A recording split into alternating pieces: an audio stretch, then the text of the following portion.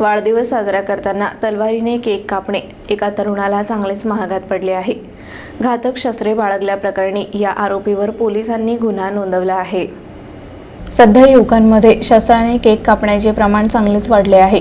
मात्र शस्त्र बाळगणे हा गंभीर गुन्हा असून देखील हे टोळके असले काही प्रयोग करतात आणि मग कायद्याच्या कचाट्यात अडकतात। अशीच एक घटना मूर्तिजापूर येथे घडली। मूर्तिजापूरमध्ये एका युवकाला अवैध शस्त्र बाळगल्याबद्दल पोलिसांनी धडक कारवाई केली।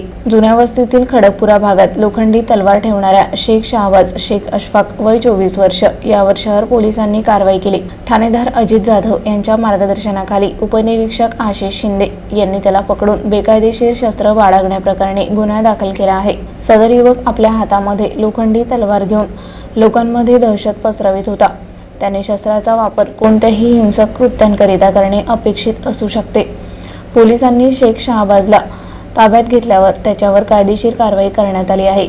उपनिरीक्षक आशिष शिंदे यांनी नागरिकांना आणि युवकांना इशारा दिला आहे की जो कोणी कायदेशीर शस्त्र बाळगेल त्यावर कडक कारवाई केली जाईल। पोलिसांनी या कारवाईसाठी विशेषतः शहरी भागात बेकायदेशीर शस्त्र बाळगणाऱ्यांविरुद्ध कठोर कारवाई करण्याचे ठरवले आहे। पोलीस निरीक्षक अजित जाधव यांच्या मार्गदर्शनाखाली पुढील तपास सुरू आहे। नागरिकांनी अशा प्रकारच्या वर्तनापासून दूर राहावे आणि कायद्याचे पालन करावे असे पोलिसांनी सांगितले आहे।